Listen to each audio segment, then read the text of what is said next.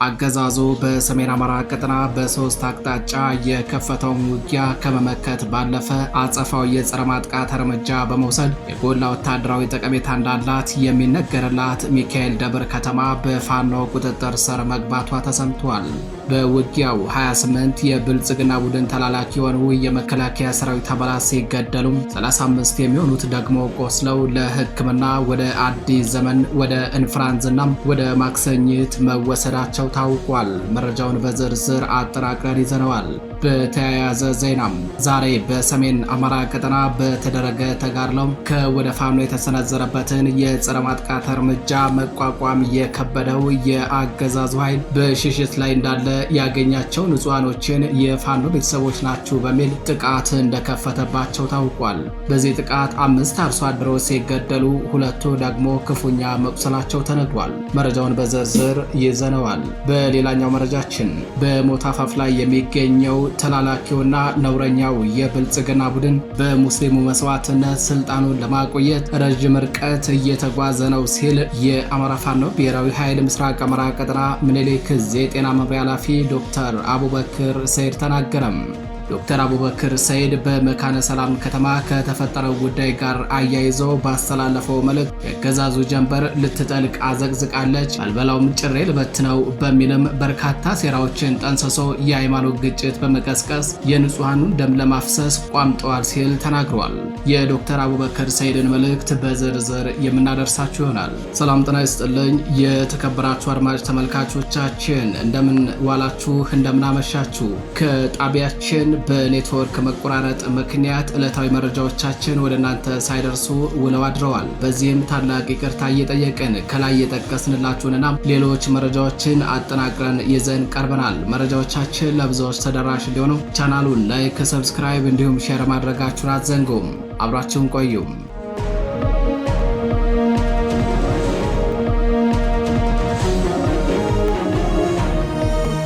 በቅድሚያም አገዛዙ በሰሜን አማራ ቀጠና በሶስት አቅጣጫ የከፈተውን ውጊያም ከመመከት ባለፈ አጸፋዊ የጸረ ማጥቃት እርምጃ በመውሰድ የጎላ ወታደራዊ ጠቀሜታ እንዳላት የሚነገርላት ሚካኤል ደብር ከተማ በፋኖ ቁጥጥር ስር መግባቷ ተሰምቷል።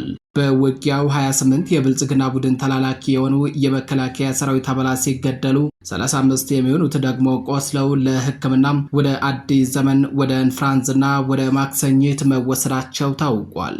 ጸረ አማራውና ነውረኛው የብልጽግና ቡድን ዛሬ መስከረም 25 2018 ዓ.ም በሰሜን አማራ ቀጠና ማዕከላዊ ጎንደር ዞን ውጊያ ከፍቶ የነበረ ሲሆን ነገር ግን ከፍተኛ ኪሳራ ያስተናገደበትን ሽንፈት ተከናንቧል ተብሏል። ውጊያው በአዲስ ዘመን በደሪጣ አስታ አቅጣጫ፣ ከአዲስ ዘመን በአርኖ ጋርኖ በጅራት አቅጣጫ እንዲሁም ከደጎማ ተነስቶ ከአዲስ ዘመን ከመጣው ኃይል ጋር ለመገናኘት አገዛዙ በሶስት አቅጣጫ በከባድ መሳሪያ የታገዘ ውጊያ ከፍቶ ነበረ።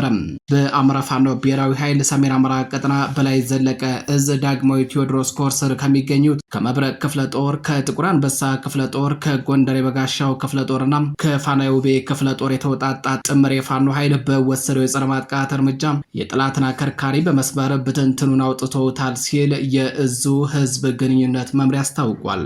በዚህ ተጋድሎ የጎላ ወታደራዊ ጠቀሜታ እንዳላት የሚነገርላት ሚካኤል ደብር የተባለችው ከተማ በፋኖ ቁጥጥር ስር ስለመግባቷም መረብ ሚዲያም ከዕዙ ህዝብ ግንኙነት መምሪያ ለማረጋገጥ ችሏል።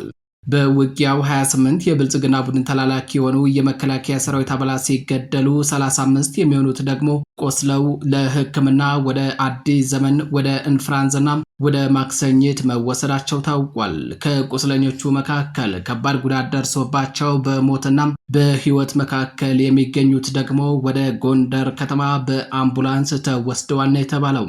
ከወደ ፋኖ የተወሰደበትን የጸረ ማጥቃት እርምጃ መቋቋም የከበደው አገዛዙ ኃይል በሽሽት ላይ እንዳለ በመንገድ ያገኛቸው ንጹሃኖችን የፋኖ ቤተሰብ ናችሁ በሚል ጥቃት የፈጸመባቸው ሲሆን በዚህም 5 አርሶ አደሮች ሲገደሉ 2 ክፉኛ መቁሰላቸው ተነግሯል።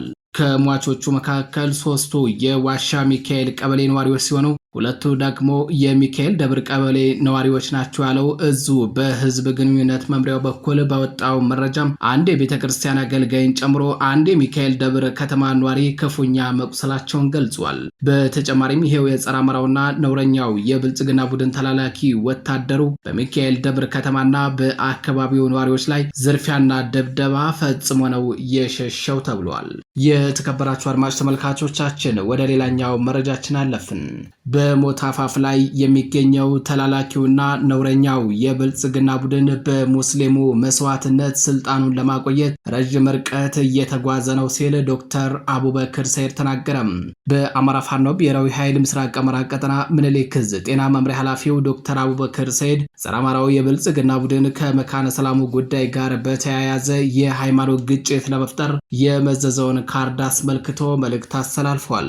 ዶክተር አቡበክር ወለጋ ላይ ነፍሳቸውን ለማዳን መስጂድ ውስጥ የተጠለሉ በብዙ ደርዘን የሚቆጠሩ ሴትና ህጻናት የአማራ ተወላጅ ሙስሊሞች ከአንዴም ብዙ ጊዜ በአሰቃቂ ሁኔታ ሲጨፈጨፉና በጅምላ ሲቀበሩ ይህ ጩኸት ሰሚ አልነበረውም። ከተሽከርካሪ ላይ በጋለወይ የተባሉ ተገደው እየወረዱ ከ26 የሚበልጡ አማራ የሆኑ ሙስሊም የአንድ ቤተሰብ አባላት ሲታረዱ ፍትህ ወዴት አለ ሲባል ሰምተን አናቅም ሲል ወቅሷል። የዚህ ሁሉ ጭፍጨፋ ስውር ስፖንሰር ያገዛዝ ስርዓቱ መሆኑ እየታወቀ ነገር ግን የሰሞኑ ግርግርም ከንጹሃኖች መገደል ባሻገር ከጀርባው የዚህን ጸረ ህዝብ አገዛዝ ስርዓት አንዳች ፖለቲካዊ አጀንዳ የተሸከመ ነው ሲል ዶክተር አቡበክር ገልጿል። ፋኖ እንደ ነውረኛው የብልጽግና ስርዓት ኢፍትሐዊ የሆኑ ድርጊቶችን በማን አለብኝነት የሚፈጽም ቢሆንና በእስልምና ላይ ጭቆና ቢያደርግ ኑሮ የመጀመሪያው ጸብ ከኔ ጋር ነበር የሚሆነው ሲል በማህበራዊ ትስስር ገጹ አሰፈረው ዶክተር አቡበክር ሰይድ ነገር ግን የፋኖ ድርጊት ያገዛዙ ሰዎችና ሌሎች ከሚገልጹት በተቃራኒው ስለሆነ አብሬው ተሰልፌ 12 ክላሽ ይዘን ወተን ዘመን አፈራሽ መሳሪያ የታጠቀውን ስርዓት ፊት ለፊት ተፋልም ያለው ብሏል።